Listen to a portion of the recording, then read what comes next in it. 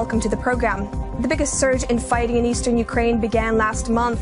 For more than a week, the eastern town of Avdiivka was left without heat and power. That was the biggest bout of violence since the Minsk II agreement. Since then, the fighting has died down, but sporadic shelling continues. Joining us in the studio to discuss the Minsk peace deal as well as other events is Mariana Betsa. She is Ukraine's foreign ministry spokesperson. Welcome.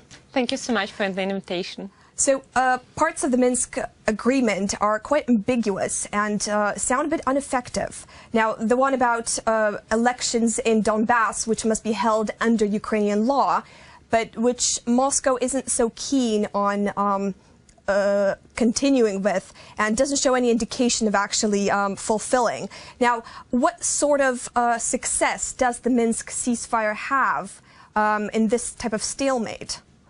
Well, first of all, I would like to underline that the Minsk agreements are comprehensive documents. They comprise of three documents: the Minsk Protocol of September 2014, the Minsk Memorandum of 2014, and the package of measures which was adopted in February 2015 and endorsed by the UN Security Council. So these are not Minsk I, Minsk II, but in general the Minsk Agreement, a roadmap for the peaceful settlement of the dispute which is actually between Russia and Ukraine, which is actually the conflict waged, full-fledged waged by the Russian Federation against in our country.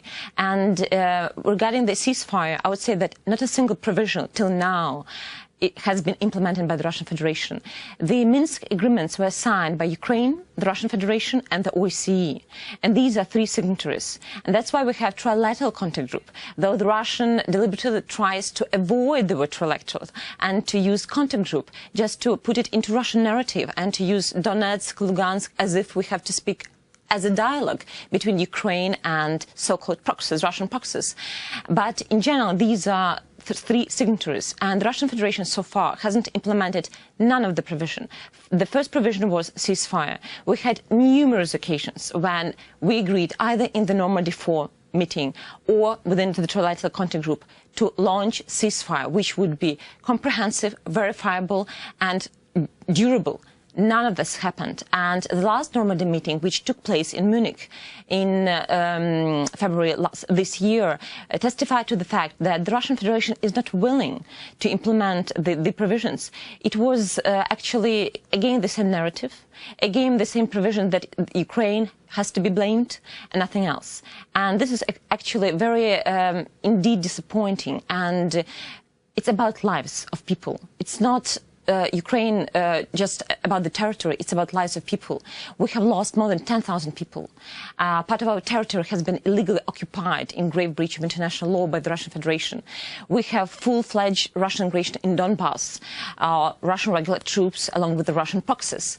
And it is extremely difficult to speak to the Russian Federation when they repeat the same narrative and has shown no political sign and no political willingness to implement Minsk and to de-escalate the situation. I see. Now, recently, I'm not really sure how the Ukrainian government sees this. Recently, Kremlin leader Vladimir Putin, he legalized these passports that the Russian-backed militants have been issuing to residents of occupied regions in eastern Ukraine. Now, obviously, this is a step back, if not almost a creeping annexation of Ukraine's Donbass region. Now, how does Ukraine plan to reply to this? What kind of response does the government have? Obviously, this is a step back, and obviously this is absolutely null and void decision by the Russian government. And ironically and cynically, it was made exactly during the Normandy talks in Munich on 18th February.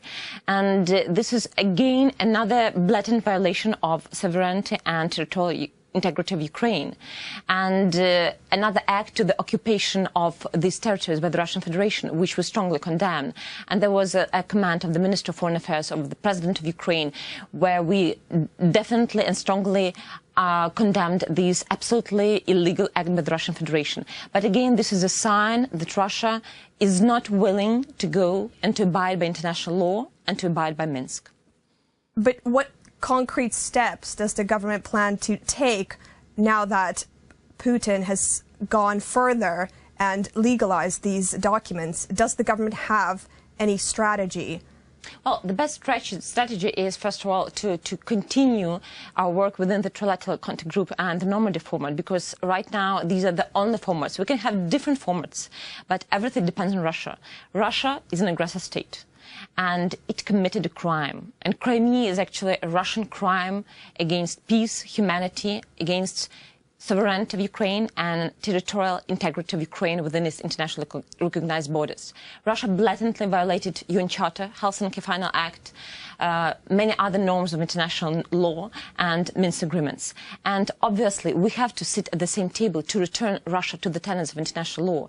Otherwise, there is no way out. The second strategy is, obviously, we need to be very successful inside. What Russia fears, the success of Ukraine. Russia wants Ukraine to be totally chaotic, totally destabilized, and absolutely weak, economically, politically, militarily, but it doesn't succeed, and it understands that.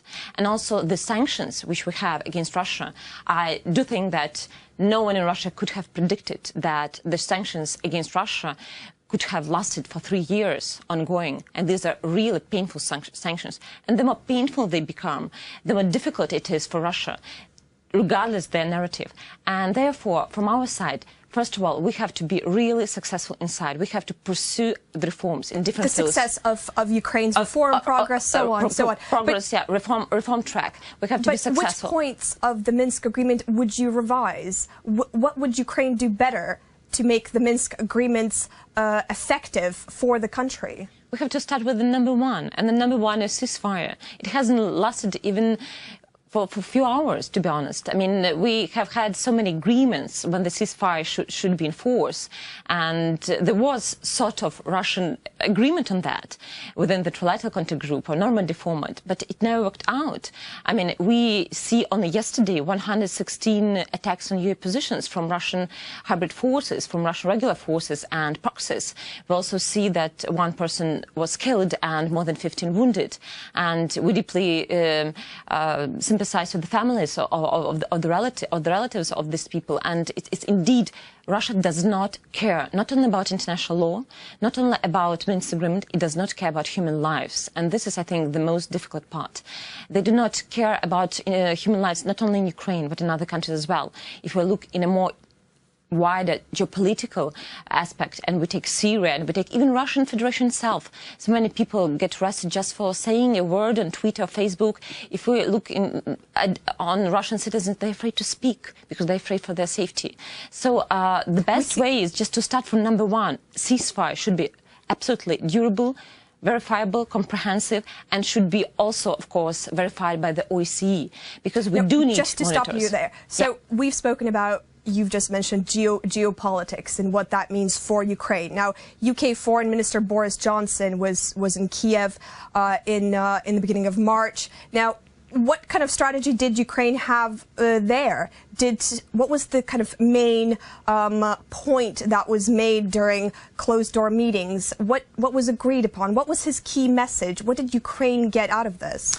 Well, it was a great visit, and I would say that we extremely grateful to our partners, because it was actually a joint visit of Boris Johnson and Mr. Waszczykowski, the Polish minister, to Ukraine, and we had also another visit on the same day, on the next day, of German foreign minister. It was a great visit of 3 ministers who, first of all, totally supported Ukraine, again, reiterated their support of Ukraine's sovereignty. Secondly, they condemned annexation of Crimea and redrawing of borders in Europe, which is totally unacceptable.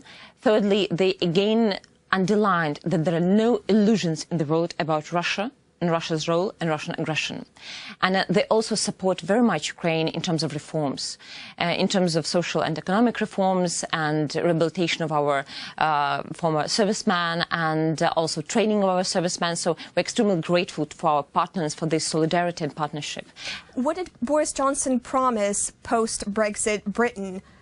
Is it going to continue supporting Ukraine in the same way it has before the Brexit vote? Well, personally, I surmise that regardless of Brexit, the support of UK is really strong. UK is one of our staunchest supporters, and I believe that we will have strategic relationship, whatever happens after Brexit.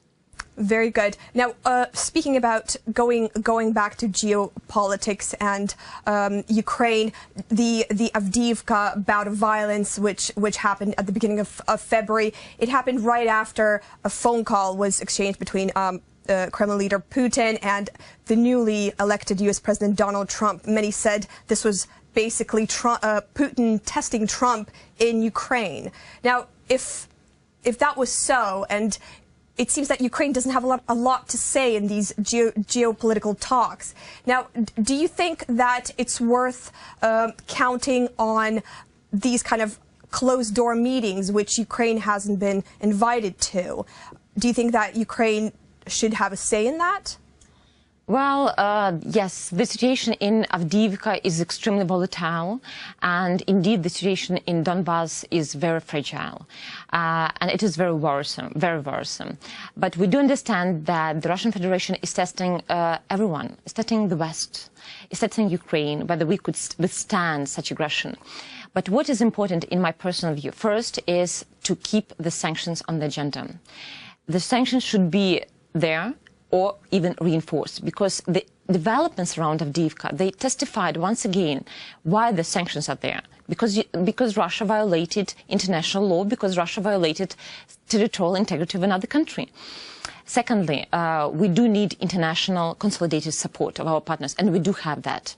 Regardless of Russian narrative, regardless of different developments in different countries, I can definitely say that we do have support of our Western partners, the European Union, the United States, and many other like-minded countries who support Ukraine, not only because they sympathize with Ukraine, because they understand what consequences the breach, such grave breaches of international law leads to, and that there are rules that should be abided by. And thirdly, we have filed a number of international judicial actions or suits to the international courts to bring Russia responsible for its actions. And I do believe that it would be effective. I see. Now, what's Ukraine's future strategy in diplomacy when dealing with Russia? Well, I would say that our main goal is, first of all, to restore our territorial integrity. It includes illegally occupied Crimea and Donbass. Secondly, only after the Russian troops get out of Ukraine, only after regaining control of the border, which is uncontrolled right now, the part of the border is totally uncontrolled, we could talk about something else. But as of now, we see no signs at all, I would say, of Russian willingness to contribute to any of this particular point. And of course, there is a very important aspect of hostages, which are taken by the Russian Federation, which are actually hostages of Russian aggressive policy against Ukraine. Hostages in Russia itself. We have more than 15, officially known, but of course there could be much more, Ukrainians that were illegally abducted and illegally taken to the Russian Federation and illegally actually sentenced there to different sentences. And there are lots of hostages in Donbass, and Russia does not allow the Red Cross to have access to them, to help people. And we even sometimes do not know exact figures and the exact conditions. And thirdly, of course, the hostages in the illegally occupied Crimea. And as you know, in December, due to our diplomatic efforts, the UN General Assembly resolution, a very important landmark resolution, was adopted by majority in the UNGA with regard to the Russian Federation actions in the illegally occupied Crimea. It was the first time when the UN said Russia is an aggressor, Russia is an occupying power. And this was a very important step for Ukraine, obviously. It is extremely important step politically, because it is the first document, which is, of course, not the first document in general, because we had some documents within different parliamentary assemblies and, for example, of the Council of Europe or the OSCE. But this is a very landmark decision and landmark resolution, which is politically binding within the UN. And it is extremely binding for the Russian Federation itself. And it says, first, that Russia is an occupied state. Second, that Russia is responsible for the aggression in the occupied Crimea. Third, that all human rights abuses should be halted and stopped immediately.